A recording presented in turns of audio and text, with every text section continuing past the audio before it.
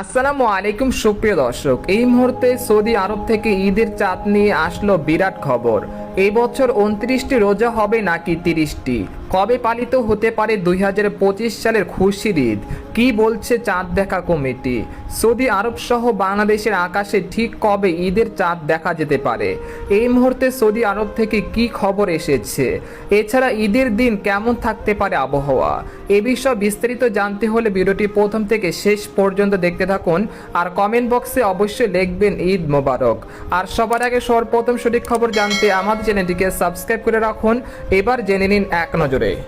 রমজান মাস শেষে শাওয়াল মাসের প্রথম দিন মুসলমানদের সবচেয়ে বড় ধর্মীয় উৎসব পবিত্র ঈদ উল ফিতর উদযাপিত হবে। কবে ঈদ উল ফিতর উদযাপিত হবে সেই সিদ্ধান্ত জানাবে জাতীয় চাঁদ দেখা কমিটি। এবারে রমজান মাস হতে পারে 29 দিনের। আগামী 30শে মার্চ দেখা যেতে পারে শাওয়াল মাসের নতুন চাঁদ। সে অনুযায়ী দেশে 31শে মার্চ সোমবার ঈদ উল ফিতর উদযাপনের সম্ভাবনা রয়েছে, এমন তথ্য জানিয়েছে বাংলাদেশের আবহাওয়া দপ্তর।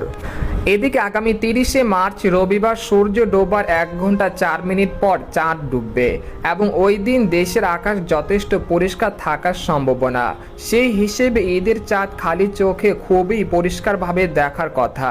মজার ব্যাপার হলো সেই দিনই পৃথিবীর প্রায় সকল দেশে পূর্ব প্রশান্ত মহাসাগরীয় দ্বীপগুলোতে আগের তারিখে চাঁদ দেখার সম্ভাবনা।